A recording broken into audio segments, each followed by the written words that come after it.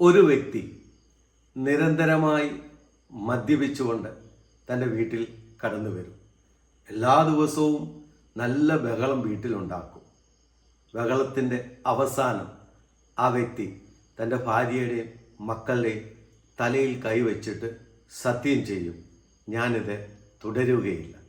അതുപോലെ വിശുദ്ധ വസ്തുക്കളിലും വിശുദ്ധ ഗ്രന്ഥത്തിലും തൊട്ടും അദ്ദേഹം സത്യം ചെയ്യും, ഞാനിനി ഇത് തുടരുകയില്ല. എന്നാൽ പിറ്റേ ദിവസവും അദ്ദേഹം ഇത് തന്നെ തുടരുകയും ചെയ്യും. അദ്ദേഹത്തിൻ്റെ ജീവിതത്തിൽ ഒരു മാറ്റങ്ങളും സംഭവിക്കുന്നില്ല.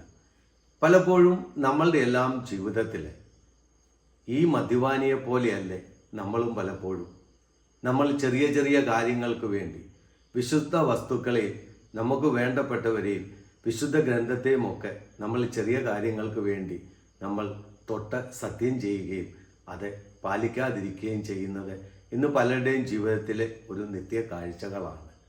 വിശുദ്ധ ഗ്രന്ഥം നമ്മളെ ഓർമ്മപ്പെടുത്തുന്നു, നിങ്ങൾ ആണയിടരുത്, ഒന്നുകിൽ ഉവ് അല്ലെങ്കിൽ ഇല്ല എന്ന്. അതിനപ്പുറത്തുനിന്ന് വരുന്നതെല്ലാം ദുഷ്ടനിൽ നിന്ന് വരുന്നു എന്നല്ലേ നമ്മളെ ഓർമ്മപ്പെടുത്തുന്നത്. കൽപ്പനകൾ നമ്മളെ ഓർമ്മപ്പെടുത്തുന്നത് എന്താ? ദൈവനാമം വൃഥ ഉപയോഗിക്കരുത് എന്നല്ലേ നമ്മളെ ഓർമ്മപ്പെടുത്തുന്നത്. പലപ്പോഴും നമ്മളുടെ പല പാകപ്പിഴകൾക്കും വേണ്ടിയും നാളെ നടക്കാനിരിക്കുന്ന പല കാര്യങ്ങൾക്കും വേണ്ടിയും പലപ്പോഴും നമ്മളൊക്കെ നമ്മുടെ ജീവിതത്തിൽ ദൈവനാമത്തെ ദുരുപയോഗം ചെയ്യാറുണ്ട്. പലപ്പോഴും പല ആണകളും നമ്മൾ ഇടാറുണ്ട്, പല സത്യങ്ങളും നമ്മൾ ചെയ്യാറുണ്ട്. എന്നാൽ നമ്മൾ പലരും അത് പാലിക്കാറുമില്ല.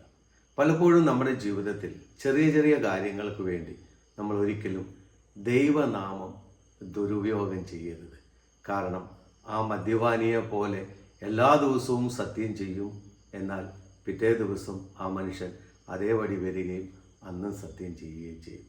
നമ്മുടെ ജീവിതത്തിൽ ചിന്തിച്ച് നോക്കിയാൽ നമ്മളിൽ പലരും ഇത് തന്നെയല്ലേ തുടരുന്നത്.